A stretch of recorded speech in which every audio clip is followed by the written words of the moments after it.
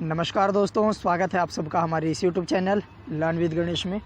दोस्तों, सबसे पहले आप सभी से तहे दिल से माफ़ी मांगना चाहूँगा क्योंकि जो एपिसोड चल रहा है जीएस मास्टर सर का, वो एपिसोड मैं कंटिन्यूसली ला नहीं पा रहा हूँ। आज भी 9वें एपिसोड के बाद आज मैं आप लोगों के लिए 11वां एपिसोड लेकर आया हूँ क्योंकि 12वां एपिसोड ऑलरेडी आ चुका है, तो 10वां जो है वो स्किप कर रहा हूँ। ये जब संडे को ब्रेक मिलेगा उसमें हम इसको कवर करेंगे, ठीक है। तो चूँकि आपको पता होगा कि मेरे पास अभी फ़ोन की प्रॉब्लम है, स्टोरेज नहीं है, इस वजह से इसमें प्रॉब्लम हो रही है। मैं किसी और का फ़ोन लेके आप लोगों के लिए वीडियो बना रहा हूँ, तो प्लीज़ ऐसे ही सपोर्ट बनाए रखिएगा। तो चलिए आज हम इसको शुरू करते हैं और बात करते हैं हम अपने पहले टॉपिक की, जिसमें हम पढ़ेंगे पॉलिटी में पहले नागरिकता। नागरिकता जो है दोस्तों, हमारे भारतीय संविधान में उसका प्रावधान किया गया है और यहाँ पर अगर देखा जाए तो भारतीय नागरिकता प्राप्त करने हेतु 5 प्रकार है। भारत में नागरिकता प्राप्त करने के 5 तरीकों से नागरिकता प्राप्त कर सकता है। एक तो जन्म के द्वारा, यानी कि या तो तुम्हारा जन्म भारत में हुआ तब तो तुम भारत के नागरिक बन जाओगे। वंशाधिकार द्वारा, यानी कि जब तुम्हारे मदर या फादर में से कोई भी जो है वो पहले से ही भारत में रहते हुए आ रहे हो, तब भी तुम्हें नागरिकता यहाँ पे मिल जाएगी। पंजीकरण द्वारा, या फिर तुम जाकर जो है भारत सरकार में रजिस्ट्रेशन करवाते हो भारत की नागरिकता प्राप्त करने के लिए, तो रजिस्ट्रेशन के माध्यम से भी जो है यहाँ की नागरिकता प्राप्त की जा सकती है। इसके बाद में एक आता है देशीयकरण और उसके बाद में आता है भूमि के अर्जन द्वारा। तो ये 5 तरीके हैं जिसके माध्यम से भारत की नागरिकता प्राप्त की जा सकती है। अगर हम बात करें, भारतीय संविधान में एकल नागरिकता का प्रावधान किया गया है और ये एकल नागरिकता की जो व्यवस्था है वो लिया गया है ब्रिटेन के संविधान से, क्योंकि अमेरिका के संविधान में जो है वो है दोहरी नागरिकता का प्रावधान, ठीक है। तो चलिए हम आगे देखते हैं।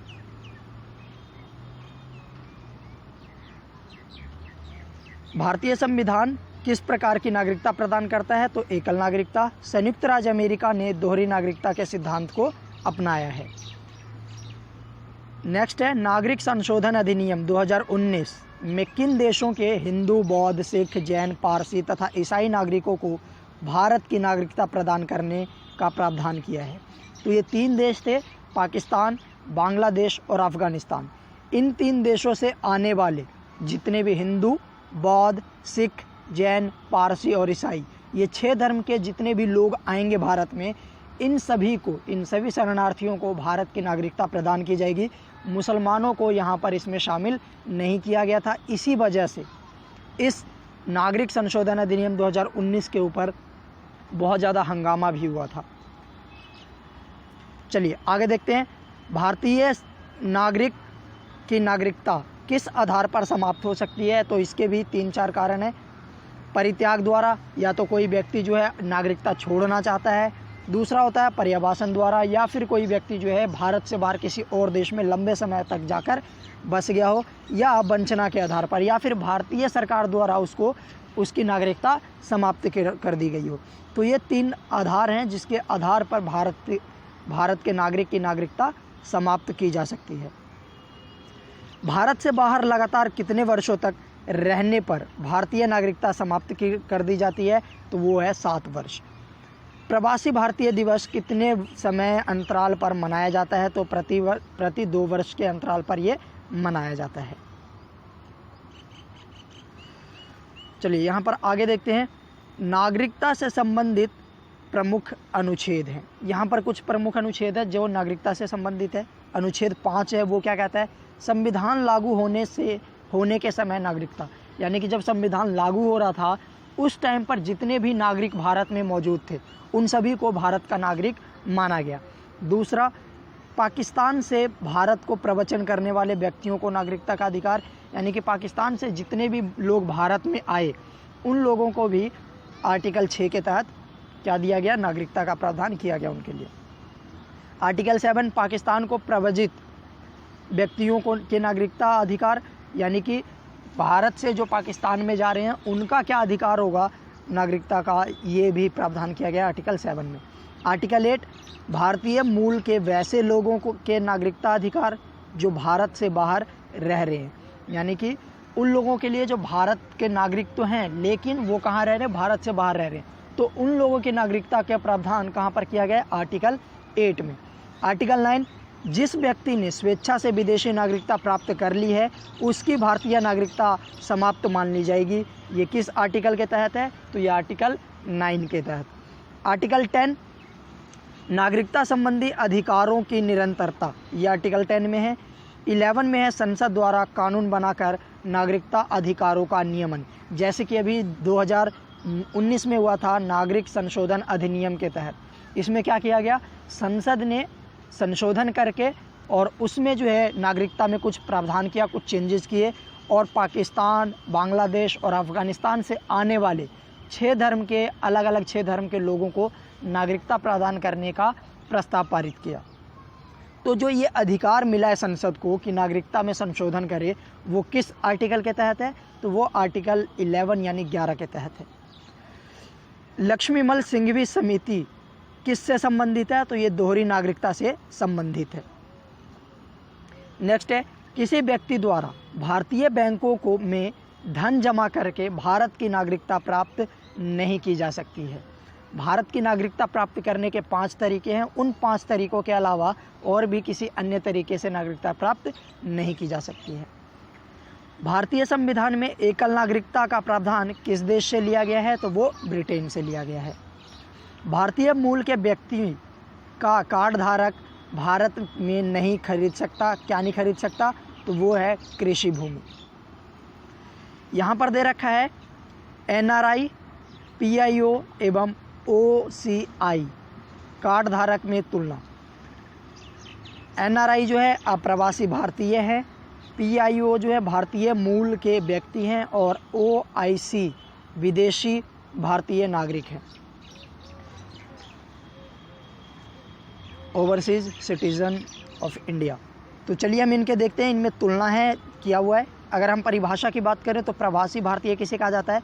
तो भारतीय नागरिक जो साधारणतः भारत के बाहर निवास करता है उसे हम कहते हैं अप्रवासी भारतीय और भारतीय पासपोर्ट धारक होता है। ये भारतीय मूल के व्यक्ति कौन होते हैं? तो स्वयं या उससे का कोई पूर्वज, स्वयं या उसका कोई पूर्वज भारतीय नागरिक रहा है, वह वर्तमान में अन्य देश की नागरिकता प्राप्त कर चुका है, जिसका पासपोर्ट धारक है।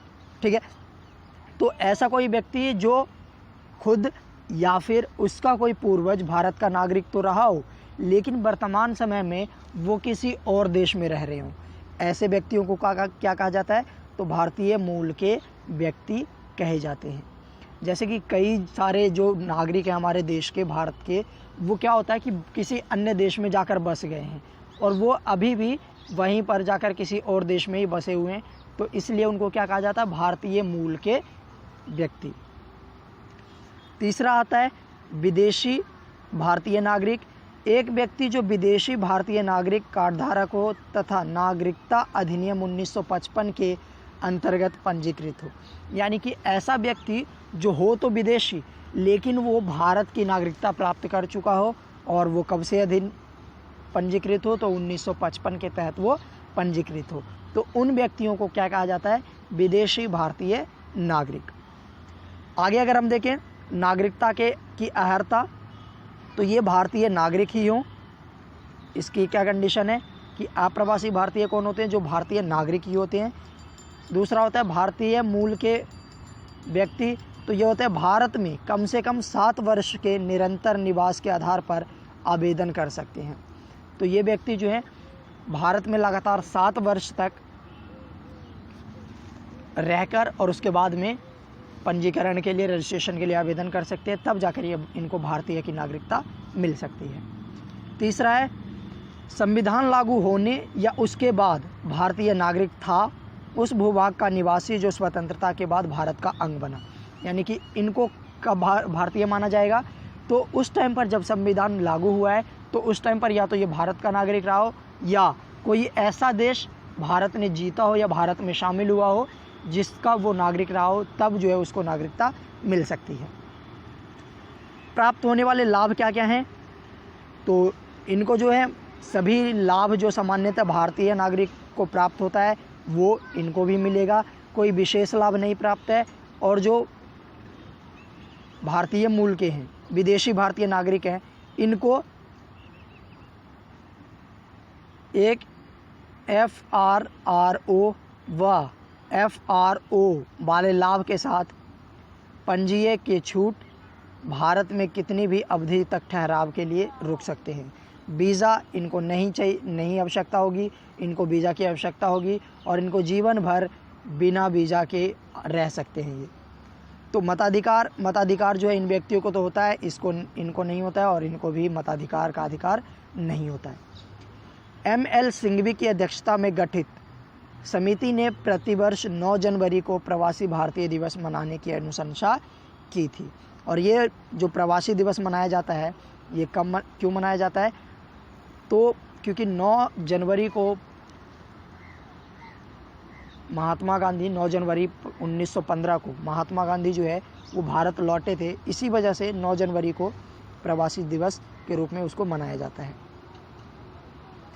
यहाँ पर दे रखा है प्राकृतिक वनस्पतियाँ, तो विभिन्न प्रकार के वन समूहों का वनावरण दे रखा है। समूह 1 उष्णकटिबंधीय आर्द्र सदाबहार वन दे रखा है, इसका प्रतिशत कितना है तो 2.92% है। समूह 2 उष्णकटिबंधीय आर्द्र सदाबहार वन, तो ये कितना है 13.79% है। समूह 3 जो है उष्णकटिबंधीय नम पर्णपाती वन, तो ये है 19.73%। समूह 4 तटीय व दलदली वन, ये कितने परसेंट में है तो ये है 0.69%। समूह 5 में अगर देखा जाए तो उष्णकटिबंधीय शुष्क पर्णपाती वन है और ये है 41.87%। समूह 6 उष्णकटिबंधीय कांटेदार वन, तो ये है 2.25%। समूह 7 उष्णकटिबंधीय शुष्क सदाबहार वन और ये है 0.13%। समूह 8 उपोष्णकटिबंधीय चौड़ी पत्ती युक्त पर्वतीय वन और ये है 2.69%। और ये जो है चौड़ी पत्ती युक्त पर्वतीय वन ये जो है अधिक वर्षा वाले क्षेत्रों में पाया जाता है। उपोष्णकटिबंधीय कोणधारी वन ये जो है ज़्यादा ठंड वाले क्षेत्रों में पाया जाता है और इसका जो प्रतिशत है वो है 2.69%। 10 उपोष्णकटिबंधीय शुष्क सदाबहार वन ये है 0.03%। समूह 11 माउंटेन आर्द्र समशीतोष्ण वन, इसका जो परसेंटेज है 0.69% है। और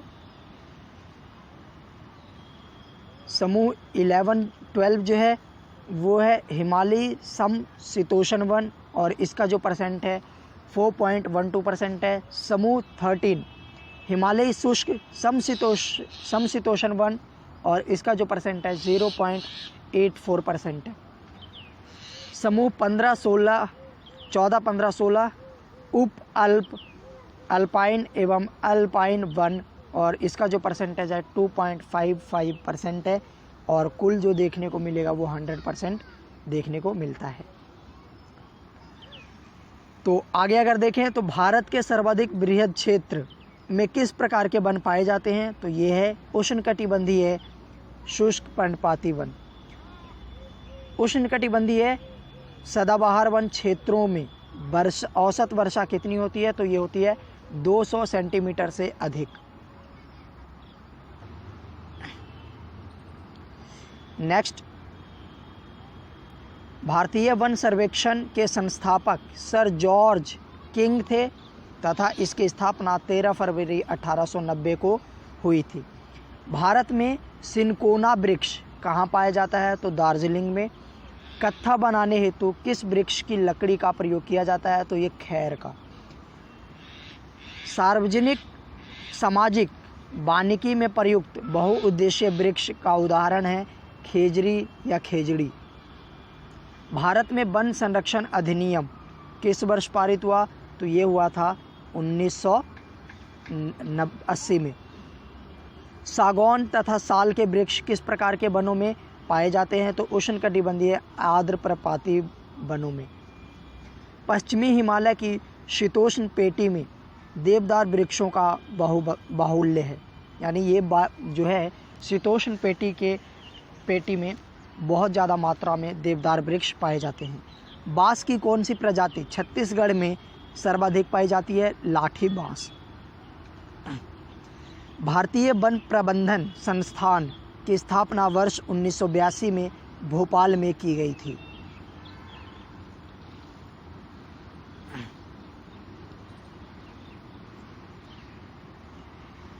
नेक्स्ट, लंबी जड़ों तथा नुकीली कांटों अथवा शूलयुक्त झाड़ियों और लघु वृक्षों वाले वन सामान्यतः कहाँ पाए जाते हैं? तो ये राजस्थान में, जहाँ पर लंबी जड़ें हों, नुकीली कांटे, पत्तियाँ जिनकी छोटी हों और कटीलेदार झाड़ियाँ हों, वो रेगिस्तानी इलाकों में पाए जाते हैं, जहाँ पर वर्षा की मात्रा जो है 50 सेंटीमीटर से भी कम होती है वार्षिक। उन क्षेत्रों में ही ये कटीली झाड़ियाँ पाई जाती है। और ऐसा क्षेत्र कहाँ पाया जाता है? तो राजस्थान के इलाकों में। इन क्षेत्रों में जो ये झाड़ियाँ होती है, इनकी जो पत्तियाँ होती है वो छोटे छोटे और कटीली इसलिए हो जाती है क्योंकि वहाँ पर पानी की कमी होती है, और पानी की कमी के कारण इनकी जो पत्तियाँ होती है वो कांटे के रूप में परिवर्तित हो जाती हैं। और जिन क्षेत्रों में अधिक वर्षा होगी वहाँ पर पत्तियाँ जो है अधिक चौड़ी देखने को मिलेगी। तो ये कॉमन सा डिफरेंस देखने को मिलता है। संयुक्त राष्ट्र खाद्य एवं कृषि संगठन की नवीन रिपोर्ट के अनुसार वार्षिक स्तर पर वन क्षेत्रों में सबसे ज़्यादा वृद्धि भारत को विश्व का कौन सा स्थान प्राप्त हुआ? तो 8वां स्थान। तो आगे देखते हैं, भोजपत्र भुर्ज वृक्ष कहाँ पाया जाता है? तो ये हिमालय में पाया जाता है। पलास के वृक्ष को जंगल की आग भी कहा जाता है। किस वृक्ष को जंगल की आग कहा जाता है? तो पलास के वृक्ष को। भारत के किस राज्य में सागौन के वन पाए जाते हैं? तो ये पाया जाता है मध्य प्रदेश में। समुद्र तल से सर्वाधिक ऊंचाई पर पाया जाने वाला वृक्ष कौन सा है? तो ये देवदार वृक्ष है। चिपको आंदोलन के प्रणेता कौन थे? तो ये सुंदरलाल बहुगुणा थे, और ये उत्तराखंड के क्षेत्रों में चिपको आंदोलन चला था, जिसमें क्या हुआ था कि महिलाएं जो थी, जब एक कंपनी बैट बॉल बनाने वाली कंपनी जब पेड़ों को काटने के लिए आती है, तो उन पेड़ों को काटने से बचाने के लिए वहाँ की जो महिलाएं थी वो पेड़ों से चिपक जाती हैं। इसी वजह से इस आंदोलन को चिपको आंदोलन का नाम दिया गया। भारतीय वन सर्वेक्षण की स्थापना कब हुई थी? तो 1 जून 1981 को। भारत में मैंग्रोव वनस्पति कितने क्षेत्रफल में विस्तृत है? तो ये है 4975 वर्ग किलोमीटर क्षेत्र में। और ये कहाँ पर पाया जाता है? तो जो पश्चिम बंगाल वाला जो एरिया है उस क्षेत्र में मैंग्रोव पाया जाता है। आगे हम देखते हैं पर्वत श्रेणियाँ।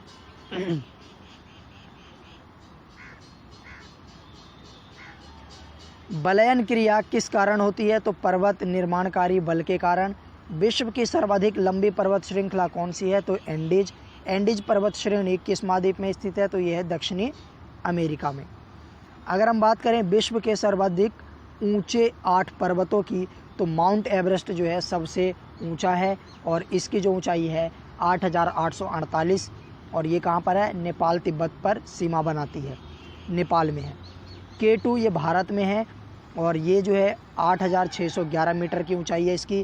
कंचनजंगा अगर हम देखें तो सबसे ज़्यादा जो 8 सर्वाधिक ऊंचाई वाले, विश्व के 8 सर्वाधिक ऊंचाई वाले पर्वत जो है वो भारत और नेपाल में, यानी कि हिमालय जो पर्वत है उसी की ये चोटियाँ हैं। तो कंचनजंगा जो है इसकी ऊंचाई कितनी है? 8586 मीटर, भारत और नेपाल की सीमा पर है। लहोसे ये है नेपाल और तिब्बत की सीमा पर, ये 8516 किलोमीटर इसकी जो ऊंचाई है। मकालू ये भी एक हिमालय की चोटी है जिसकी ऊंचाई जो है 8462 किलोमीटर है, और नेपाल तिब्बत की सीमा पर ये मौजूद है। चोओयू ये है 8201 मीटर ऊंचाई इसकी, और ये है नेपाल और तिब्बत सीमा पर। धौलागिरी ये 8167 मीटर जो इसकी ऊंचाई है और नेपाल में है। मनसालू 8156 मीटर ऊंचाई है और नेपाल में ये स्थित है। ये अधिकतर जो श्रेणियां हैं ये हिमालय पर्वत की श्रेणियां हैं। दक्षिण आल्प्स पर्वतमालाएं किस देश में है? तो ये न्यूजीलैंड में है। किस विश्व की अधिकांश ऊंची चोटियां नवीन मोड़दार पर्वतों में हैं? हाइट माउंटेन किस देश में स्थित है? तो संयुक्त राज्य अमेरिका में। भारत और म्यांमार के मध्य कौन सा पर्वत सीमा निर्धारित करता है? तो बर्मीज या अराकान योमा पर्वत, जिसको अराकान योमा जो है हिमालय को ही म्यांमार में अराकान योमा के नाम से जाना जाता है। हिमालय का विस्तार अराकान योमा पर्वत किस देश में स्थित है? तो ये म्यांमार में है। और वहीं अगर हम बात करें हिमाचल प्रदेश में, तो हिमाचल प्रदेश में इसको पटकाई बुम के नाम से जाना जाता है। सभी महाद्वीप कोष में सभी महाद्वीपों के सर्वोच्च शिखर देखा जाए तो एशिया का माउंट एवरेस्ट है, अफ्रीका का है किलिमंजारो, यूरोप का है माउंट एल्ब्रूस, उत्तरी अमेरिका का माउंट डेनाली, दक्षिणी अमेरिका का माउंट इंकांकुआ और ऑस्ट्रेलिया का है माउंट कोशयूस्को और अंटार्कटिका का है बिन्स मैसिफ। तो ये सभी महाद्वीप के उच्च पर्वत शिखर हैं।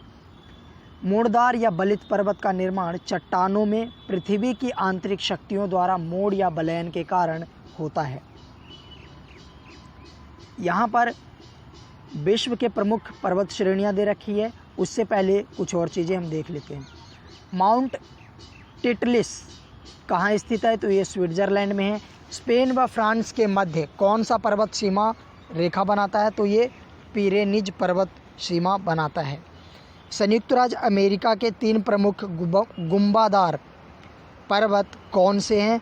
तो ये हेनरी पर्वत है, ब्लैक हिल्स है और एडिरानडेक पर्वत है।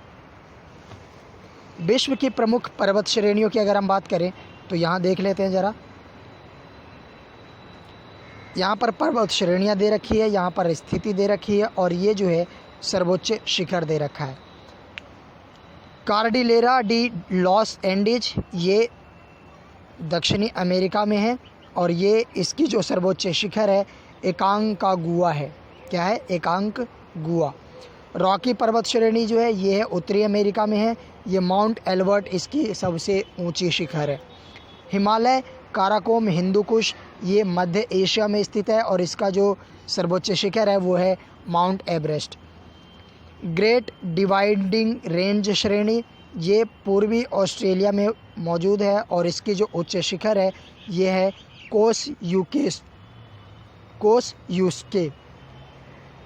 कोसयूस्को।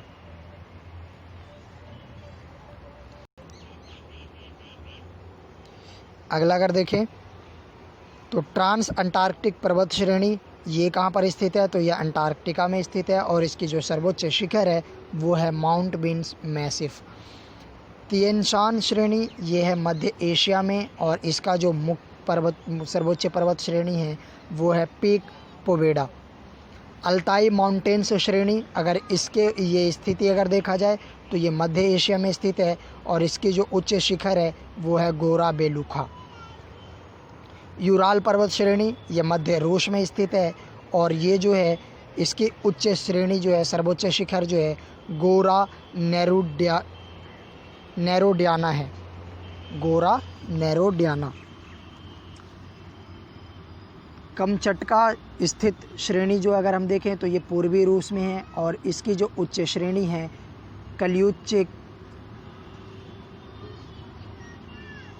क्ल्यूचवेस्काया सोपाका। नाम थोड़ा टिपिकल है इसलिए पढ़ने में दिक्कत आ रही है।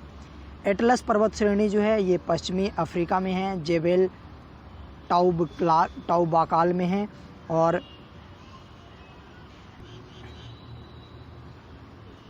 बरखोयांस पर्वत श्रेणी जो है ये पूर्वी रूस में है और इसकी जो सर्वोच्च शिखर है वो है गोरा मास खाया। पश्चिमी घाट श्रेणी ये पश्चिमी भारत में स्थित है और इसकी जो सर्वोच्च शिखर है वो अनाईमुडी है और ये किस पर्वत पर है? तो अन्नामलाई पर्वत पर है जिसकी सर्वोच्च शिखर अनाईमुडी है। सियरा मांद्रे ओरिएंटल ये मैक्सिको में स्थित है और इसकी जो सर्वोच्च शिखर है ओरिजावा है। जाग्रोस पर्वत श्रेणी ये ईरान में स्थित है और इसकी जो सर्वोच्च शिखर है जाडकू है। एल्ब्रुज श्रेणी की अगर हम बात करें तो ये भी ईरान में है और इसकी जो सर्वोच्च शिखर है वो है देमाबंद। स्कैंडिनेवियन रेंज की अगर हम बात करें तो ये स्थित है पश्चिमी नॉर्वे में, और इसकी जो सर्वोच्च शिखर है वो है गैल ढोपिजेन। पश्चिमी सिएरा माद्रे ये जो है मैक्सिको में स्थित है, और ये इसकी जो सर्वोच्च शिखर है नेवाडो डी कोलिमा है। ड्रैकेंसबर्ग श्रेणी जो है ये दक्षिण पूर्वी अफ्रीका में स्थित है, और इसकी जो सर्वोच्च शिखर है वो दवाना एंटलेनिया है। कॉकेशस श्रेणी ये रूस में है, और इसकी जो सर्वोच्च शिखर है वो एल्ब्रूस है।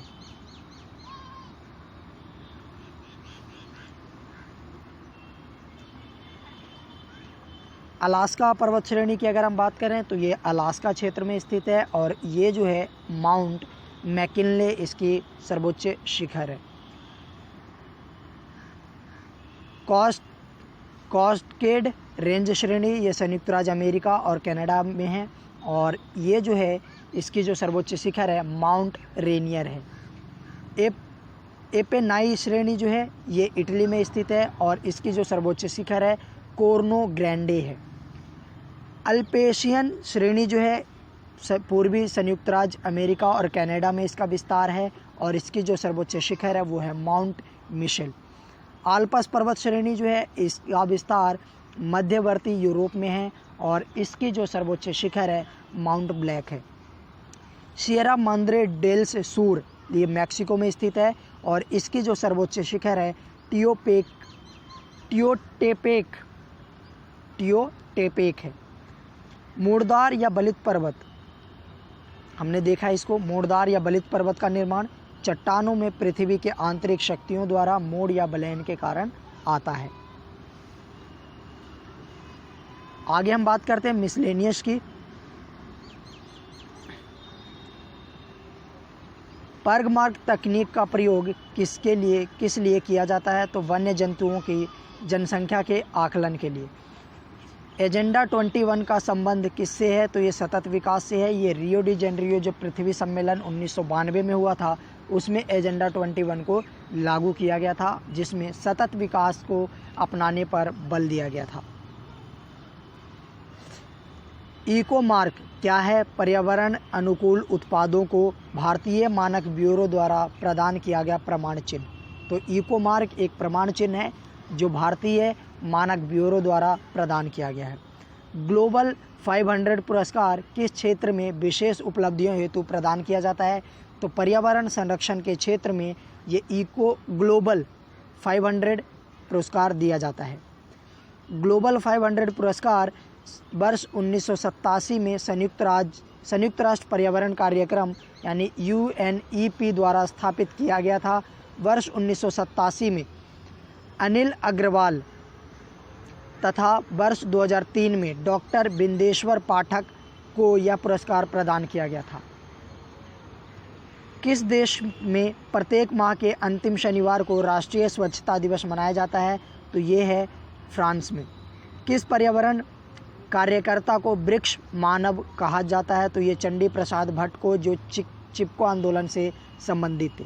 राजीव गांधी पर्यावरण पुरस्कार किस लिए प्रदान किया जाता है, तो स्वच्छ प्रौद्योगिकी एवं विकास के क्षेत्र में योगदान के लिए। राष्ट्रीय पर्यावरण इंजीनियरिंग शोध संस्थान कहाँ पर है, तो ये नागपुर में है। पेरियार गेम अभयारण्य किस लिए प्रसिद्ध है, तो बाघों के लिए। Indian institute of ecology and environment कहाँ अवस्थित है, तो नई दिल्ली में। भारत सरकार द्वारा किस वर्ष केंद्रीय गंगा प्राधिकरण का गठन किया गया, तो वर्ष 1982 में। भारत की जलवायु परिवर्तन पर प्रथम राष्ट्रीय कार्य योजना कब प्रकाशित किया गया, वर्ष 2008 में। भारतीय वन्य जीव संस्थान कहाँ स्थित है, तो ये देहरादून उत्तराखंड में स्थित है। नीचे अगर देखें बॉक्स में, कृषि वैज्ञानिक MS स्वामीनाथन को UNEP द्वारा फादर ऑफ इकोनॉमिक इकोलॉजी की उपाधि प्रदान की गई है। आगे अगर हम देखें तो हरित अर्थव्यवस्था में हरित GDP की संकल्पना प्रस्तुत करने वाला प्रथम देश कौन सा था, तो चीन। पारिस्थितिकी स्थायी मितव्ययता है, यह किस आंदोलन का नारा था चिपको आंदोलन। राष्ट्रीय कृषि वानिकी अनुसंधान केंद्र कहाँ स्थित है? झांसी, उत्तर प्रदेश में। अमृता देवी स्मृति पुरस्कार किस लिए दिया जाता है?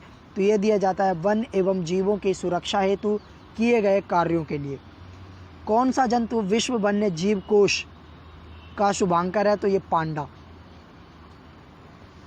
आगे देखें, पृथ्वी विज्ञान मंत्रालय के गठन के से पूर्व इस मंत्रालय का नाम क्या था? तो महासागर विकास मंत्रालय। यमुना एक्शन प्लान औपचारिक रूप से कब प्रारंभ किया गया? तो वर्ष 1993 में। सासाकावा पुरस्कार किस क्षेत्र में प्रदान किया जाता है? तो ये पर्यावरण संरक्षण एवं प्रबंधन के क्षेत्र में। यहाँ पर दे रखा है आंदोलन और उससे संबंधित व्यक्ति। तो चिपको आंदोलन से संबंधित 2-3 थे, सुंदरलाल बहुगुणा, गौरा देवी और चंडी प्रसाद भट्ट। ये जो है 3 व्यक्ति बहुत ज़्यादा प्रमुख है जो चिपको आंदोलन से संबंधित थे। ये गौरा देवी प्रथम महिला थी जिन्होंने वहाँ की महिलाओं को एकत्रित किया और चिपको आंदोलन को क्रियान्वित किया। नर्मदा बचाओ आंदोलन, तो इससे संबंधित जो है बाबा आमपटे और मेधा पाटकर, ये बहुत ज़्यादा प्रसिद्ध है। मैती आंदोलन कल्याण सिंह रावत इससे संबंधित है। और बिश्नोई आंदोलन संत जाम्भोजी और अमृता देवी बिश्नोई बहुत ही महत्वपूर्ण है। प्रथम पृथ्वी शिखर सम्मेलन कहाँ आयोजित किया गया था? तो रियो डी जेनेरियो, ब्राज़ील, 1992 में। अंतर्राष्ट्रीय सौर गठबंधन का प्रथम शिखर सम्मेलन किस शहर में आयोजित किया गया था? तो नई दिल्ली में, वर्ष 2008 में। नेक्स्ट हमारा टॉपिक है प्रकाशिकी। चलिए इसको हम देख लेते हैं। प्रकाश तंतु किस सिद्धांत पर कार्य करता है? तो पूर्ण आंतरिकी परावर्तन पर। मृग मारीचिका किसका उदाहरण है? प्रकाश का पूर्ण आंतरिक परावर्तन। प्रकाश तरंगों के वायु से कांच में जाने पर उनके कौन से गुण प्रभावित होते हैं? तो ये तरंगदैर्घ्य और वेग। जब प्रकाश एक माध्यम से दूसरे माध्यम में प्रवेश करता है तो उसकी आवृत्ति अपरिवर्तित रहती है। निर्वात में प्रकाश की गति कितनी होती है? तो 3 × 10⁸ मीटर पर सेकंड। प्रकाश संश्लेषण की क्रिया में ऊर्जा का रूपांतरण किस प्रकार होता है? तो प्रकाश ऊर्जा से रासायनिक ऊर्जा में। दाढ़ी बनाने के लिए किस दर्पण का प्रयोग किया जाता है? अवतल दर्पण का। प्रकाश सजावट के लिए विसर्जन लैंपों में किस गैस का प्रयोग किया जाता है? नियोन का। लाल रंग की तरंगदैर्घ्य सबसे अधिक, जबकि बैंगनी रंग की तरंगदैर्घ्य सबसे कम होती है। क्षितिज के समीप सूर्य एवं चंद्रमा के दीर्घवृत्ताकार दिखाई देने का क्या कारण है? प्रकाश के अपवर्तन। वास्तविक सूर्योदय से कुछ समय पहले ही सूर्य क्यों दिखाई देने लगता है? प्रकाश के अपवर्तन के कारण। खतरे के संकेतों के लिए लाल प्रकाश का प्रयोग क्यों किया जाता है? लाल प्रकाश का प्रकीर्णन सबसे कम होता है। साबुन के पतले झाग में चमकदार रंग किस घटना के कारण दिखाई देता है? तो बहुलित परावर्तन और व्यक्तीकरण के कारण। स्पष्ट दृष्टि की न्यूनतम दूरी कितनी होती है? तो ये होती है 25 सेंटीमीटर। दीर्घ तरंगों की अपेक्षा वायुमंडल द्वारा लघु तरंगें अधिक प्रकीर्ण होती है, इसलिए आकाश का रंग नीला दिखाई देता है। तंतु प्रकाशिकीय संचार में संकेत किसके द्वारा प्रदान किया जाता है? तो ये प्रकाश तरंगों के द्वारा। नेक्स्ट देखते हैं, यदि वायुमंडल अनुपस्थित हो प्रकाश का प्रकीर्णन नहीं होगा, इसलिए प्रकाश काला दिखेगा।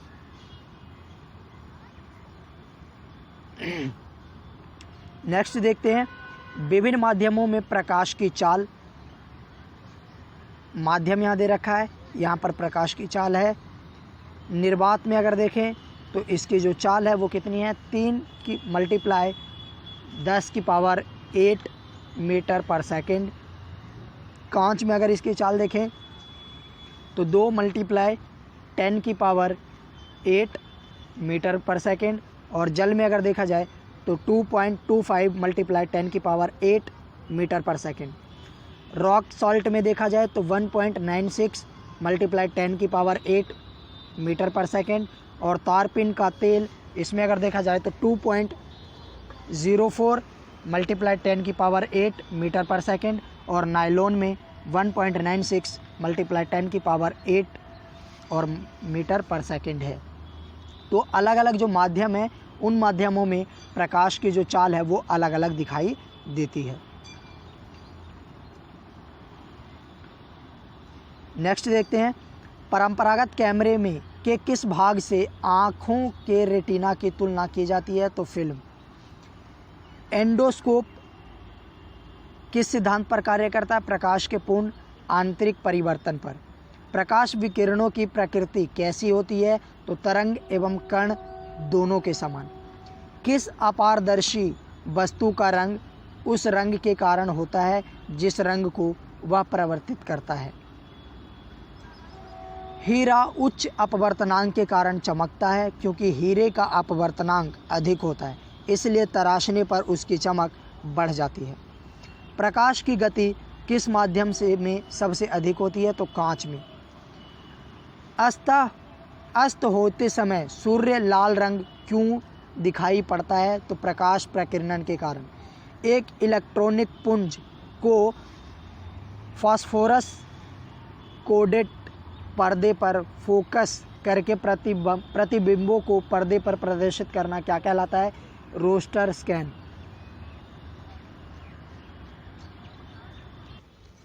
दूरदृष्टि दोष निवारण के लिए किस लेंस का प्रयोग किया जाता है? तो उत्तल लेंस का। नीला, हरा एवं लाल 3 प्राथमिक रंगों के मिश्रण से अन्य सभी रंगों का निर्माण होता है। तो 3 प्राथमिक रंग कौन कौन से हैं? प्राइमरी कलर जिसको हम कहते हैं, नीला, हरा और लाल। इन 3 रंगों के मिलाने से जो है अन्य सभी रंगों का निर्माण हो जाता है।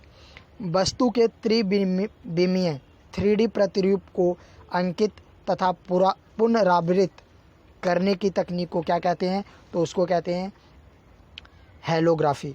प्रकाश का रंग किससे निर्धारित होता है? तो तरंगदैर्ध्य से। पढ़ने में काम आने वाले दर्पण में कौन सा लेंस प्रयुक्त होता है? तो वो होता है उत्तल लेंस का। दोस्तों, इससे अगला जो हमारा टॉपिक है वो है कार्बनिक रसायन। तो चलिए देखते हैं अगला टॉपिक। ये है हमारा अगला टॉपिक है रसायन, कार्बनिक रसायन। इसमें दोस्तों हम देखते हैं कि आगे क्या क्या चीज़ें हैं जो पढ़ने लायक है। पॉलीथीन का निर्माण किस रसायन बहुलीकरण के द्वारा किया जाता है? तो ये एथिलीन के द्वारा। डीजल इंजन में प्रयुक्त होने वाला ईंधन कौन सा है? तो डीजल की वाष्प और वायु, ये जो है डीजल इंजन में प्रयोग किया जाता है। दोस्तों, मैं जो है जब NCERT सार संग्रह जो GS मास्टर सर द्वारा एपिसोड जो डेली दिया जा रहा है उसमें केवल आप लोगों को मैं रीड करके बताऊंगा, लेकिन जब मैं अलग से एपिसोड लेकर आऊँगा तो उसमें मैं आप लोगों को एक्सप्लेन करके बताऊंगा, और सारी चीज़ें एक एक टॉपिक जब हम पढ़ेंगे उसको तो अच्छे से एक्सप्लेनेटरी फॉर्म में पढ़ेंगे। ठीक है, यहाँ पर मेरा मुद्दा है, मेरा मकसद केवल है आप लोगों तक इस वीडियो को पहुँचाना, ताकि आप सभी दोस्त इस चीज़ से अपनी तैयारी को जो है बेहतर बना सकें। ठीक है, तो चलिए हम आगे देखते हैं। और बुलेट प्रूफ पदार्थ के निर्माण में किस बहुलक का प्रयोग किया जाता है? तो पॉलीमाइड। कच्चे फलों को पकाने के लिए एसिटिलीन गैस का प्रयोग किया जाता है। किस गैस का? एसिटिलीन गैस का। यहाँ पर ध्यान रखिएगा कि यहाँ पर गैस पूछा है तो कौन सी गैस का प्रयोग किया जाता है। अगला जो है एक क्वेश्चन आप देखेंगे, फलों को पकाने के लिए किस रसायन का प्रयोग किया जाता है? तो आता है कैल्शियम कार्बाइड। तो इस चीज़ का आप ध्यान रखिएगा। स्वचालित वाहनों में प्रदूषण नियंत्रण हेतु CNG गैस में कौन सा तत्व पाया जाता है? तो प्रदूषण के नियंत्रण के लिए मीथेन गैस पाया जाता है। मीथेन के अपघटन से प्राप्त स्याही किस कार्य के लिए प्रयुक्त की जाती है? तो ये होता है छपाई में इसका उपयोग किया जाता है। यानी कि मीथेन का जब अपघटन होता है तो कुछ स्याही प्राप्त होती है, और उस स्याही का उपयोग किस लिए होता है, तो वो छपाई में इसका उपयोग किया जाता है। वनस्पति तेलों के हाइड्रोजनीकरण में किस उत्प्रेरक का प्रयोग किया जाता है, निकल का। वेल्डिंग में, जो हम वेल्डिंग करते हैं, किस गैस का प्रयोग किया जाता है, ऑक्सीजन और एसिटिलीन का। बर्तन की सतह पर न चिपकने वाले बहुलक को क्या कहते हैं, तो ये कहते हैं टेफ्लॉन। वाहनों के इंजन में उत्पन्न धात्विक ध्वनि क्या कहलाता है, अपस्फोटन। क्या कहलाता है, अपस्फोटन। अपस्फोटन। वाहनों में अपस्फोटन को कम करने के लिए ईंधन डेट्रा एथाइल लेड तथा बेंजीन, टालुइन और जाइलिन का मिश्रण मिलाया जाता है। ऑटोमोबाइल इंजनों में प्रतिहीम के रूप में किसका प्रयोग किया जाता है, तो ये होता है एथिलीन ग्लाइकॉल का। भारी वाहनों में ईंधन के रूप में डीजल का प्रयोग क्यों किया जाता है, उच्च क्षमता के कारण और आर्थिक बचत के कारण। भोपाल गैस त्रासदी में किस गैस का रिसाव हुआ था, तो ये हुआ था मिथाइल आइसोसाइनेट का। किस रासायनिक यौगिक को मीरबेन का तेल कहा जाता है, तो मीरबेन का तेल जो कहा जाता है वो नाइट्रोबेंजीन को क्या कहा जाता है, मीरबेन का तेल कहा जाता है। नाइट्रोग्लिसरीन के संगठन के रूप में कार्डाइट और ब्लास्टिंग जिलेटिन पदार्थ का प्रयोग किया जाता है। किसका, कार्डाइट और ब्लास्टिंग जिलेटिन पदार्थ का उपयोग किया जाता है। आइसोप्रीन प्राकृतिक रबर का बहुलक है तथा नायलॉन कृत्रिम बहुलक का उदाहरण है। आगे अगर देखें हम, तो द्वितीय विश्व युद्ध के समय मलेरिया और टाइफाइड रोगों के उपचार के लिए किस टीके का प्रयोग किया गया था, तो DDT यानी कि डाइक्लोरो डाइफेनाइल और ट्राइक्लोनोएथेन। तो ये तीनों आप अलग अलग रखिएगा। कच्ची चीनी को रंग विहीन करने हेतु तो किस चारकोल का प्रयोग किया जाता है, तो एनिमल चारकोल का। शहद में कौन सा प्रमुख घटक पाया जाता है, तो फ्रक्टोज। शहद में कौन सा घटक पाया जाता है, फ्रक्टोज। फल पकाने के लिए किस रसायन का उपयोग किया जाता है, तो कैल्शियम कार्बाइड का। और किस गैस का उपयोग किया जाता है, तो एसिटिलीन। शक्कर के किण्वन से कौन सा पदार्थ बनता है, एथाइल अल्कोहल। युद्ध स्थल पर प्रयोग की जाने वाली विषैली गैस ल्यूसाइट किससे बनाई जाती है, तो एसिटिलीन से। जिसका जो फल पकाने के लिए जिस गैस का प्रयोग किया जाता है, उसी गैस का प्रयोग युद्ध स्थल पर विषैली गैस ल्यूसाइट बनाने के लिए किया जाता है। धान के खेतों से किस गैस का उत्पादन होता है, तो मीथेन गैस का। किस अल्कोहल को वुड स्प्रिट के नाम से जाना जाता है, मिथाइल अल्कोहल को। जल में कार्बन डाइऑक्साइड प्रवाहित करने पर बना सोडा वाटर अम्लीय प्रकृति का होता है। चलिए आगे देखते हैं। संशोधित स्पिरिट में कौन सा रसायन होता है, तो एथाइल अल्कोहल, जो 95% इसकी मात्रा इसमें होती है। बेकेलाइट किन पदार्थों के संघनन से बनता है, तो इफिनॉल और फॉर्मेल्डिहाइड से मिलकर बना हुआ होता है। किस विलायक का प्रयोग नेल पेंट हटाने के लिए किया जाता है, तो एसीटोन का प्रयोग किया जाता है यहाँ पर। किसका प्रयोग निश्चेतक के रूप में किया जाता है, तो क्लोरोफॉर्म का उपयोग निश्चेतक के रूप में किया जाता है। किस विस्फोटक को नोबेल तेल भी कहा जाता है, तो TNG यानी ट्राई नाइट्रोग्लिसरीन। इनको क्या कहा जाता है, विस्फोटक नोबेल तेल कहा जाता है, यानी कि नोबेल तेल कहा जाता है इसको। घरेलू LPG सिलेंडरों में दाब मापक नहीं प्रदान किए जाते, क्यों? क्योंकि ये LPG सिलेंडरों में गैस की मात्रा को प्रदर्शित नहीं कर सकते हैं। सभी जैविक यौगिकों में अनिवार्य तत्व कौन सा होता है, तो कार्बन। फॉर्मेल्डिहाइड का 40% जलीय विलय क्या कहलाता है, तो ये कहलाता है फार्मेलिन। नेक्स्ट देखते हैं, नेक्स्ट है हमारा कंकाल तंत्र। इसके बारे में दोस्तों मैं थोड़ा सा आपको बताना चाहता हूँ। और अगर देखा जाए कंकाल के बारे में, तो एक वयस्क व्यक्ति के कंकाल में सभी छोटी और बड़ी हड्डियों को मिलाकर कुल 206 हड्डियाँ होती हैं। लेकिन अगर एक शिशु के शरीर में देखा जाए तो 270 से 300 हड्डियों के बीच में पाया जाता है। ऐसा माना जाता है कि 300 हड्डियाँ जो है एक शिशु के शरीर में देखने को मिलता है। सबसे ज़्यादा हड्डियाँ जो है वो हमारे हाथों में पाई जाती है। और हमारी खोपड़ी की अगर बात करा जाए, क्योंकि यहाँ से क्वेश्चंस बहुत सारे पूछे जाते हैं, तो हमारी खोपड़ी में जो है 29 हड्डियाँ देखने को मिलती है, अस्थियाँ देखने को मिलती है। कई जगह पर आपको यहाँ पर खोपड़ी में 28, कई जगह पर 22 हड्डियाँ देखने को मिलेगी।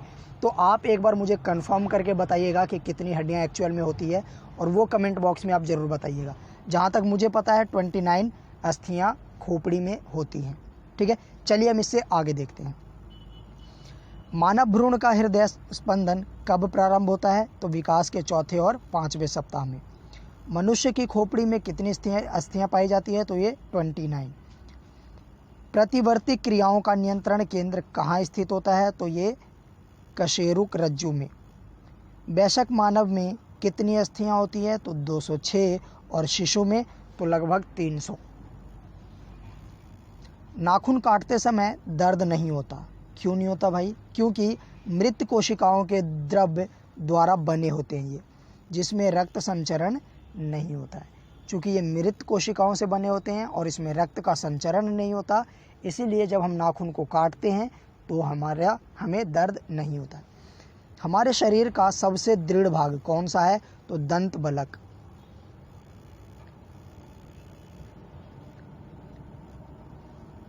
शल्य क्रिया में आर्थोप्लास्टी का क्या कार्य है? जोड़ का प्रतिस्थापन करना।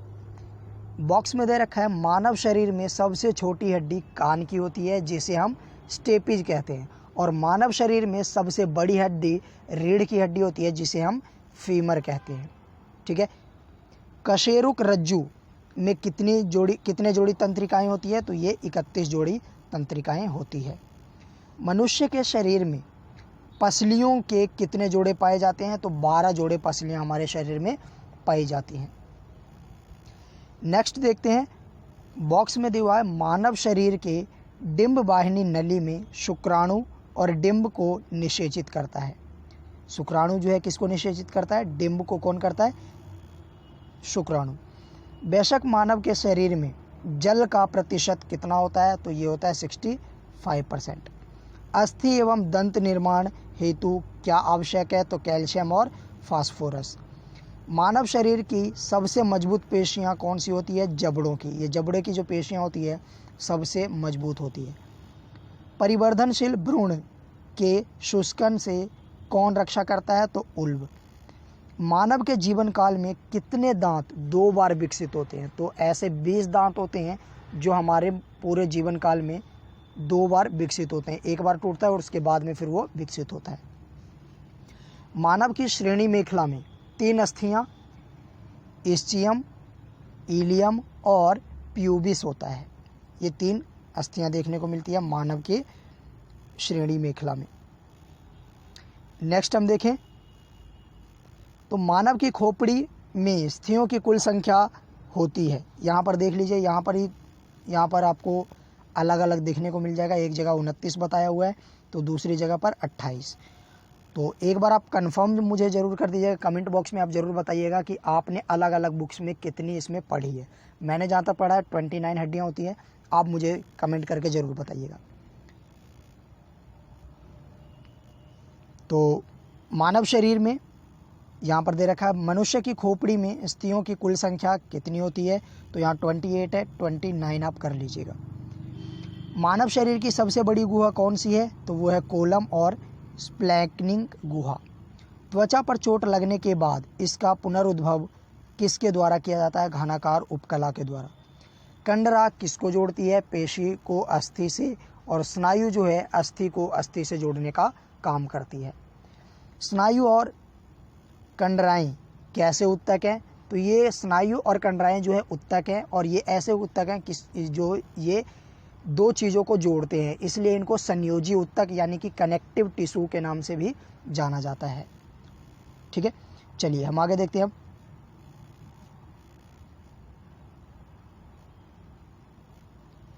स्तनियों की अस्थि उपास्थि से क्यों भिन्न होता है? तो ये हैवर्सियन नलिकाओं के कारण, हैवर्सियन नलिकाओं के कारण जो स्तनियों की अस्थि और उपास्थि जो होती है वो अलग अलग होती है। अस्थि का मैट्रिक्स किस प्रोटीन का बना होता है? तो ओसिन प्रोटीन का। अस्थि को कठोर बनाने वाले लवण मुख्यतः क्या होते हैं? तो कैल्शियम और मैग्नीशियम फास्फेट जो हैं अस्थियों को मजबूत बनाता है। हम कहते हैं कि जब हमारी हड्डियों में दर्द होने लग जाता है, हमारे कमर में दर्द होता है, तो डॉक्टर हमें कहते हैं कि कैल्शियम की गोली खाओ। क्यों? क्योंकि जो हमारी हड्डियों में दर्द होता है ये कैल्शियम की कमी के कारण होता है। तो कैल्शियम की कमी के कारण हमारी हड्डियां जो है वो मजबूत बनती है, हमारे दांत जो है वो मजबूत होते हैं। कौन लसिका में किन रुधिरा अणुओं की अनुपस्थिति होती है? तो लाल रुधिर अणु की अनुपस्थिति होती है लसिका में। कौन सा प्रोटीन त्वचा, बाल, नाखून, सींग एवं खुर के लिए उपयोगी होता है? तो ये होता है कीरेटिन। कौन सा? कीरेटिन। तो जो हमारी त्वचा, बाल, नाखून, सींग और खुर जो होते हैं उसके निर्माण में कीरेटिन जो है वो बहुत ज़्यादा महत्वपूर्ण होता है। अस्थियों में कौन सा प्रोटीन पाई जाती है? तो वो होता है ओसिन। अस्थियों में मुख्यतः कौन से अकार्बनिक पदार्थ पाए जाते हैं? तो कैल्शियम और मैग्नीशियम फास्फेट। मज्जा गुहा का निर्माण किस प्रकार की कोशिका करती है? तो ओस्टियोक्लास्ट। अस्थियों का निर्माण किन ऊतकों से होता है? तो ये संयोजी ऊतकों से अस्थियों का निर्माण होता है। शिशुओं में कुल कितनी अस्थियां पाई जाती है? तो ये 300। मानव शरीर के किस अंग में सबसे अधिक अस्थियों की संख्या होती है? तो हाथ में, और लगभग ऐसा माना जाता है कि हाथ में 126 अस्थियां पाई जाती है, हाथ और पैरों को मिलाकर। ठीक है, तो किस प्रकार की संधियों द्वारा हमारी खोपड़ी की अस्थियां परस्पर जुड़ी होती है? तो ये होती है अचल संधि द्वारा। मनुष्य के कंकाल में कब्जा संधि का एक उत्कृष्ट उदाहरण किन अस्थियों की संधि में मिलता है? तो अल्ना और ह्यूमरस। यहाँ पर जो है कब्जा संधि का अच्छा उदाहरण देखने को मिलता है। नेक्स्ट है दोस्तों यहाँ पर भक्ति आंदोलन, और उसके बाद में है किसान आंदोलन। तो चलिए हम पहले भक्ति आंदोलन के बारे में देख लेते हैं। तो इस मैप को आप ज़रा सा थोड़ा गहनता से इसको पढ़िएगा, क्योंकि यहाँ से आपको किस जगह पर कौन सा भक्ति आंदोलन हुआ था उसके बारे में आपको जानकारियाँ प्राप्त हो जाएगी। चलिए मैं आपको ये वाला एक बार आप मैप देख लीजिएगा ज़रूर। ठीक है, जब हम इसको पढ़ेंगे ना, मिडाइवल हिस्ट्री जब हम पढ़ेंगे अच्छे से टॉपिक वाइज, तब मैं इन सब चीज़ों को अच्छे से एक्सप्लेन करूंगा और आपको बहुत अच्छे से समझाऊंगा। लेकिन फ़िलहाल इसको आप रीड कर लीजिए। चलिए, प्रमुख मत एवं उसके प्रवर्तक जो हैं, कौन कौन से मत आए हैं, द्वैतवाद, अद्वैतवाद, और इसके प्रवर्तक कौन कौन रहे हैं उसके बारे में हम थोड़ा सा पढ़ लेते हैं। तो अद्वैतवाद के जो प्रवर्तक रहे हैं वो शंकराचार्य जी रहे हैं। विशिष्ट द्वैतवाद का जो प्रवर्तक रहे हैं वो रामानुजाचार्य रहे हैं। और द्वैताद्वैतवाद इसके जो प्रवर्तक रहे हैं निम्बार्चार्य। शुद्ध द्वैतवाद वल्लभाचार्य, और द्वैतवाद माधवाचार्य। भेदावाद है उसके जो हैं भास्कराचार्य। और शैव विशिष्ट द्वैतवाद इसके जो हैं श्रीकंठ है। अचिंत्य भेदभाव ये बलदेव द्वारा जो है। और वीर शैव विशिष्ट द्वैतवाद ये जो हैं इसके प्रवर्तक श्रीपति हैं। अभिभागद्वैत ये जो है विज्ञान भिक्षु इसके प्रवर्तक माने जाते हैं। यहाँ पर दिया हुआ है संत और उसके प्रमुख समुदाय, तो इसके बारे में भी थोड़ा सा देख लेते हैं हम कि कौन कौन से संत रहे हैं और वो किस किस संप्रदाय से जुड़े हुए थे। तो रामानुजाचार्य ये किस संप्रदाय से थे? तो श्री संप्रदाय। माधवाचार्य तो ये ब्रह्म संप्रदाय से। वल्लभाचार्य तो ये रुद्र संप्रदाय से। संत लाल दास तो ये लाल पंथ से थे, और गोविंद प्रभु जो थे वो महानुभव पंथ से थे। एकनाथ बरकरी संप्रदाय से थे, और तुकाराम और ज्ञानदेव जो थे वो भी बरकरी संप्रदाय से संबंधित थे। रामदास बोध ये धरकरी संप्रदाय से थे। माधवाचार्य ये जो है हरियाली संप्रदाय से थे। शंकरदेव महापुरुषीय संप्रदाय। निम्बार्क ये जो है सनक संप्रदाय। स्वामी हरिदास सुखी संप्रदाय। जगजीवन साहब सतनामी संप्रदाय, और चंडीदास ये बाउल संप्रदाय से संबंधित थे। पुरंदरदास जो थे वो दासकूट संप्रदाय से थे, और नित्यानंद गोस्वामी ये चैतन्य पंथ से थे। गुरु नानक ये सिख संप्रदाय से थे। दादू दयाल ये दादू पंथ एवं निपक्ष संप्रदाय से थे। हित हरिवंश ये राधा बल्लभ संप्रदाय से संबंधित थे। रामानंद जो थे वो रामवत संप्रदाय से थे। श्रीचंद तो ये थे उदासी संप्रदाय से। जयनाथ बिश्नोई संप्रदाय से। निरंजन का निरंजनी संप्रदाय से, और रैदास ये थे रायदासी संप्रदाय से। तो इसमें जो इम्पोर्टेंट है, जो आपको याद होना ही चाहिए, तो उसको मैं बता देता हूँ। एक शंकरदेव, माधवाचार्य, रामानुज और रामदास, इसके अलावा गुरु नानक, ये आपको याद होना ही चाहिए। रामानंद ये आपको याद होना ही चाहिए, क्योंकि ये बार बार एग्ज़ाम्स में पूछे जाते हैं। ठीक है, चलिए हम आगे देखते हैं। यहाँ पर दे रखा है विभिन्न किसान आंदोलन। मॉडर्न हिस्ट्री में जो है बहुत सारे किसान आंदोलन हुए हैं, तो उन किसान आंदोलनों के बारे में है। तो मैं किसान आंदोलनों के बारे में थोड़ा सा आपको यहाँ पर डिटेल में बताना चाहूँगा कि किसान आंदोलन जो है, हालांकि जब ब्रिटिश शासन जब भारत में आई, ब्रिटिश शासन के आने से पहले भारत में कृषि जो है बहुत ज़्यादा उन्नत थी। लेकिन भारत में जैसे ही ब्रिटिश शासन आता है, ब्रिटिश शासन आने के बाद कृषि का बहुत ज़्यादा शोषण होता है, किसानों का बहुत ज़्यादा शोषण होता है। इसलिए किसानों की जो स्थिति है बहुत ज़्यादा दयनीय होने लग जाती है, स्थिति बहुत ज़्यादा ख़राब होने लग जाती है। उसी के विरोध में साथ ही साथ अंग्रेज़ों द्वारा जो बहुत ज़्यादा टैक्स लगाया जा रहा था उनके ऊपर, किसानों के ऊपर, और किसानों से जबरन कुछ खेती करवाई जा रही थी। तो उन सभी का विरोध करने के लिए किसानों ने टाइम टाइम पर विरोध किया और आंदोलन चलाए। इन्हीं आंदोलनों को किसान आंदोलन के नाम से जाना जाता है। तो यहाँ पर हम उन्हीं किसान आंदोलनों के बारे में पढ़ेंगे। मैं इनमें से कुछ इम्पोर्टेंट जो आंदोलन है उसके बारे में थोड़ा सा बता देता हूँ। एक है एका आंदोलन। एका आंदोलन जो हुआ था यूपी के क्षेत्र में 1921-22 में, ये बहुत ही ज़्यादा इम्पोर्टेंट है। एका आंदोलन यहाँ से पूछा क्या जाता है तो ये सन पूछा जाता है, और इसके जो प्रमुख नेता हैं वो पूछे जाते हैं। लेकिन आपको सारी चीज़ें याद रखनी है, आंदोलन भी ध्यान में रखना है, प्रभावित क्षेत्र भी याद रखना है, नेतृत्व और कारण। पता नहीं यहाँ से कौन सी चीज़ यहाँ से आपसे पूछ लिया जाएगा। और सन तो याद रखना ही है, क्योंकि सन हमेशा जो है 4 एक तरफ सन दे देंगे, ईयर दे देंगे, और 4 आंदोलन दे देंगे और कहेंगे मैचिंग कौन सा नहीं है। तो इसलिए इसको भी आपको ध्यान में रखना होगा। तो चलिए हम इसको देखते हैं। सबसे पहले अगर हम बात करें एक आंदोलन की, तो एक आंदोलन यूपी में हुआ था। मदारी पासी सहरेव के नेतृत्व में ये आंदोलन चला था, और अत्यधिक ज़्यादा लगान था, इस वजह से इसका विरोध किया गया था। ठीक है, इसके बाद में चला था नील आंदोलन। नील आंदोलन जो था क्या कहते हैं कि 1857 की क्रांति के बाद जो सबसे बड़ा आंदोलन था वो नील आंदोलन ही था। और नील आंदोलन के बारे में जो जिक्र है वो दीनबंधु द्वारा नील दर्पण एक किताब लिखी थी। उस नील दर्पण किताब में दीनबंधुओं ने इस नील आंदोलन के बारे में चर्चा की थी। तो यहाँ से क्वेश्चन यही पूछा जाता है कि नील आंदोलन के बारे में जानकारी हमें किस पुस्तक से मिलती है, तो वो है नील दर्पण। और लेखक कौन है, तो वो है दीनबंधु।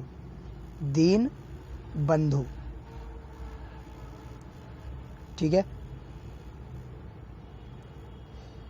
चलिए एक एक करके मैं यहाँ से बता देता हूँ क्या क्या चीज़ें हैं। तो सबसे पहले मोपला विद्रोह। मोपला विद्रोह दोस्तों 2 चरणों में हुआ था। प्रथम चरण जो था 1836 से 1854 के बीच में चला, लेकिन जो दूसरा विद्रोह था, दूसरा जो चरण आया, ये 1921 के दौरान चला, और ये केरल वाले क्षेत्र में मोपला विद्रोह हुआ था। ठीक है, तो मोपला विद्रोह जो है ये मालाबार तट, और इसके जो नेतृत्व करता थे ये कौन थे? KN हाजी। और अंग्रेज़ों द्वारा नई व्यवस्था लागू की गई थी, उसी के विरोध में जो है मोपला विद्रोह का पहला चरण 1836 से 54 के बीच में चला था। दूसरा है नील विद्रोह, ये बंगाल में हुआ था। इसके जो प्रमुख नेता थे या नेतृत्व जो करते थे, दिगंबर विश्वास और विष्णु विश्वास, ये ध्यान रखिएगा। और इसका कारण क्या था? तो यूरोपीय लोगों द्वारा किसानों से बलपूर्वक नील की खेती करवाई जाती थी। और यहाँ से मैंने एक चीज़ और बताई थी कि इस नील विद्रोह का वर्णन किस में किया गया था? तो नील दर्पण नामक किताब में। कौन सी किताब है? नील दर्पण। और किसने लिखी थी नील दर्पण? तो नील बंधुओं ने ये पुस्तक लिखी थी। नेक्स्ट अगर हम देखें तो पावना विद्रोह। पावना विद्रोह जो है 1873 से 76 के बीच में बंगाल क्षेत्र में हुआ। और इसके जो नेतृत्वकर्ता थे ईशा चंद्र राय, शुभंकर पाल तथा केशव चंद्र राय, इनके नेतृत्व में यह आंदोलन चला। और अधिक लगान तथा वर्ष 1859 के अधिनियम के अंतर्गत मिली काश्तकारों की ज़मीन पर कब्जे के विरुद्ध षड्यंत्र और बेदखली। तो चूँकि 1859 के आसपास में जो है किसानों के एक अधिनियम लाया गया था, और उस अधिनियम के तहत काश्तकारों की ज़मीन पर जो है वो कब्जा कर लिया गया था और उनको बेदखल कर दिया गया था। तो इस वजह से ये आंदोलन चलाया गया था। और साथ ही साथ लगान जो है ज़्यादा वसूला जा रहा था, इस वजह से भी इस आंदोलन को चलाया गया था। नेक्स्ट आता है दक्कन आंदोलन। दक्कन आंदोलन जो है ये महाराष्ट्र के पूना क्षेत्र, अहमदनगर और सतारा क्षेत्रों में चला था। और ये 1874-75 के दौरान चला था। और इसके जो नेतृत्वकर्ता थे बाबा साहब देशमुख थे। ठीक है। तो इसका जो कारण था, रैयतवाड़ी वाले क्षेत्र के किसान कर्ज अदायगी को लेकर महाजनों के जाल में फंस गए थे। कपास की गिरती कीमतें, बाकाल के बावजूद लगान की दर में अत्यधिक वृद्धि। तो ये सारे कारण जो थे जिस वजह से जो है आंदोलन किया गया, दक्कन आंदोलन।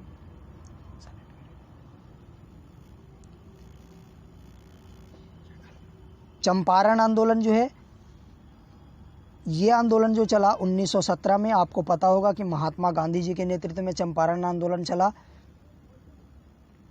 और ये जो था मोतिहारी, बेतिया और मधुबनी, बिहार में ये चंपारण आंदोलन चला था।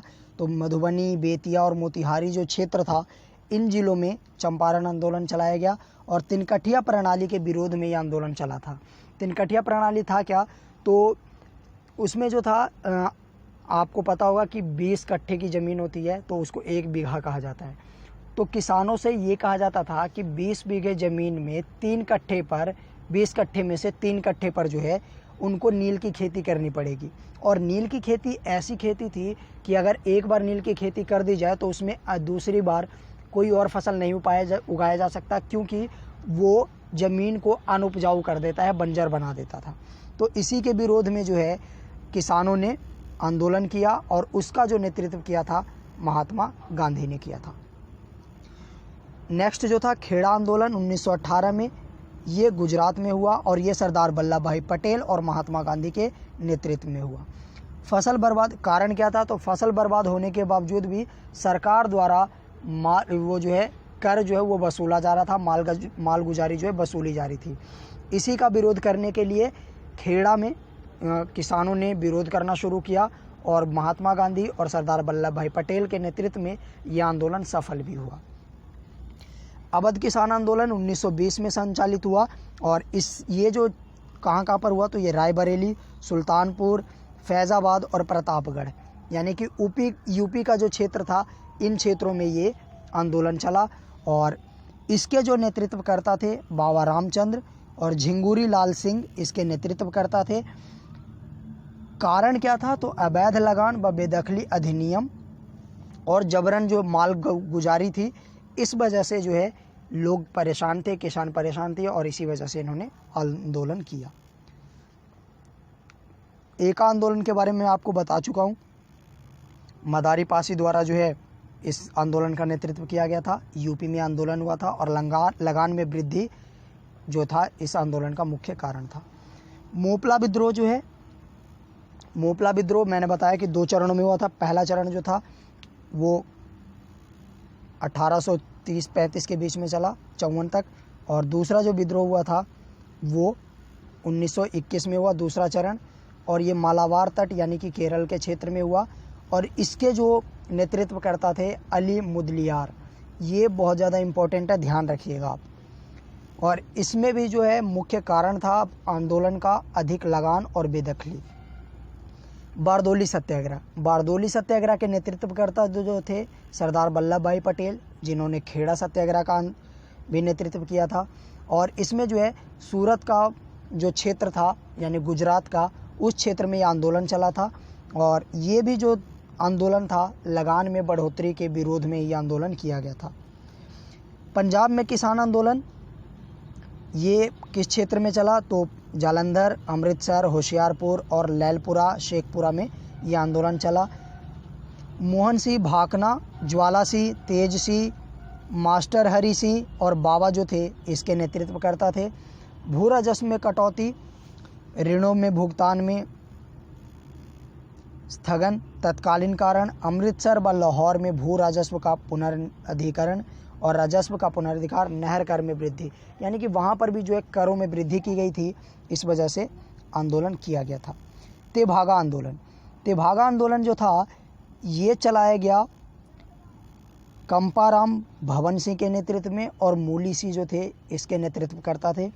ये चलाया गया था कहाँ पर, तो ये रंगपुर, दिनाजपुर यानी कि बंगाल का जो क्षेत्र है उन क्षेत्रों में ये आंदोलन चलाया गया था।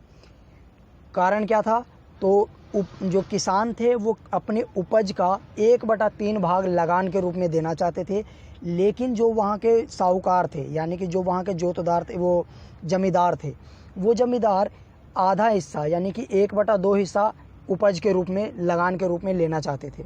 लेकिन ये जो यहाँ के जो लोग थे, बंगाल के किसान थे, वो उपज का 1/3 भाग देना चाहते थे। इसी वजह से इसको तेभागा आंदोलन के नाम से जाना गया।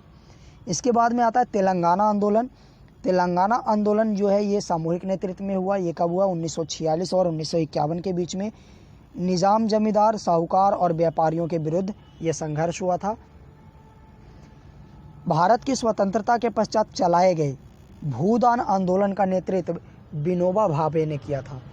दोस्तों अगर बात करें भूदान आंदोलन की, तो ये जो आंदोलन चलाया गया था 1951 में, 1951 में विनोबा भावे द्वारा पंचमपल्ली यानी आंध्र प्रदेश जो है वहाँ से इस आंदोलन की शुरुआत की गई थी, और लोगों को भूमि दान करने के लिए प्रेरित किया था। जमींदारों को अपनी भूमि दान करने के लिए प्रेरित किया था कि जमींदार जो हैं अपनी भूमियाँ उन किसानों को दान करें जिनके पास भूमि नहीं है। ठीक है, तो भूदान आंदोलन किससे जुड़ा हुआ है, तो वो है विनोबा भावे से। कहाँ से शुरू किया था ये आंदोलन इन्होंने, तो पंचमपल्ली आंध्र प्रदेश से। ठीक है, चलिए हम नेक्स्ट देखते हैं आगे। अगला जो है हमारा भारतीय बाजार, इसके बारे में भी देख लेते हैं थोड़ा सा। बॉक्स में दे रखा है ऐसी संस्थागत व्यवस्था जिसमें क्रेता एवं विक्रेता नियमित रूप से वित्त का विनिमय करते हैं, वित्तीय बाजार कहलाती है। इसके अंतर्गत मुद्रा बाजार, पूंजी बाजार, वायदा बाजार तथा विदेशी विनिमय बाजार इत्यादि आते हैं। मुद्रा बाजार से लिए जाने वाले ऋणों की परिपक्वता अवधि कितनी होती है, तो ये अल्पकालिक होती है। कितनी होती है, अल्पकालिक होती है।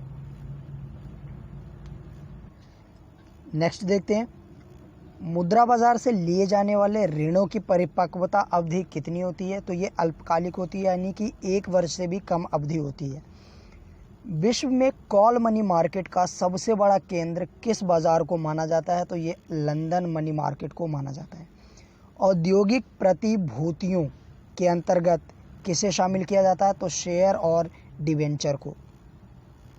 सर्वप्रथम किस एक्सचेंज ने विदेशी मुद्रा का वायदा कारोबार शुरू किया था, तो राष्ट्रीय स्टॉक एक्सचेंज ने वर्ष 2008 में ये शुरू किया था। पूंजी बाजार से प्राप्त ऋण कितनी अवधि के होते हैं, तो ये दीर्घकालिक होते हैं, 1 वर्ष से अधिक होते हैं। वे प्रतिभूतियां जिनकी परिपक्वता अवधि 365 दिन से अधिक हो क्या कहलाती है? तो वो बॉन्ड कहलाता है। प्रारंभिक सार्वजनिक प्रस्ताव के माध्यम से विश्व में सर्वाधिक पूंजी जुटाने वाली कंपनी कौन सी है? तो वो सऊदी अरामाको है। बुलिश और बियरिश अवधारणा किससे संबंधित है? तो ये है शेयर बाजार से। एम्स्टर्डम स्टॉक एक्सचेंज विश्व का सर्वप्रथम स्टॉक एक्सचेंज है जिसकी स्थापना 1602 में हॉलैंड में की गई थी। सुपर बाजार से क्या तात्पर्य है? तो खुदरा विक्रय संगठन। मानव पूंजी में बढ़ता हुआ विनियोग क्या अग्रसारित करता है? तो ये कुशलता में विकास। गिल्ट एज्ड बाजार किससे संबंधित है? सरकारी प्रतिभूतियों के बाजार से। भारत का औद्योगिक वित्त निगम किस रूप में कार्य करता है? विकास बैंक के रूप में। KR वेणुगोपाल समिति का गठन सार्वजनिक वितरण प्रणाली के अंतर्गत केंद्रीय निर्गम मूल्य निर्धारण हेतु किया गया था। ठीक है, चलिए हम आगे देख लेते हैं। ये लास्ट पेज है, लास्ट टॉपिक है आज का। बाजार अर्थव्यवस्था का प्रबल समर्थन किसने किया था? तो ये किया था एडवर्ड स्मिथ और डेविड रिकार्डो ने। एडवर्ड स्मिथ और रिकार्डो J.K. गलब्रेथ ने। बाजार एक आर्थिक प्रकृति है, यह किस ओर रुझान उत्पन्न करती है? तो उपभोक्तावाद की ओर। कोई बाजार क्रेता बाजार कब कहलाता है? जब मांग से पूर्ति अधिक होती है। किस अर्थव्यवस्था में यदि बाजार की दर को घटाया जाता है तो इसका क्या प्रभाव पड़ता है? किसी अर्थव्यवस्था में यदि बाजार की दर को घटाया जाता है तो इसका क्या प्रभाव पड़ता है? तो अर्थव्यवस्था में निवेश व्यय को बढ़ाएगा। कंपनी के डिवेंचर धारक किसे कहा जाता है? लेनदारों को। भारत के विनिवेश आयोग के प्रथम अध्यक्ष कौन थे? तो GV रामकृष्णन। ऐसे लोग जो द्वितीयक बाजार की अपेक्षा प्राथमिक बाजार में निवेश करना पसंद करते हैं स्टैग कहलाते हैं। भारतीय अर्थव्यवस्था के संदर्भ में खुला बाजार प्रचलन से क्या आशय है? RBI द्वारा सरकारी प्रतिभूतियों के क्रम और विक्रय से। सरकारी प्रतिभूतियों के क्रय और विक्रय से। मुद्रा बाजार का नियमन व नियंत्रण किसके द्वारा किया जाता है? तो ये किया जाता है भारतीय रिजर्व बैंक के द्वारा। भारत सरकार द्वारा वर्ष 1983 में रंगराजन समिति की नियुक्ति किस लिए की गई थी? तो पूंजी निवेश के लिए।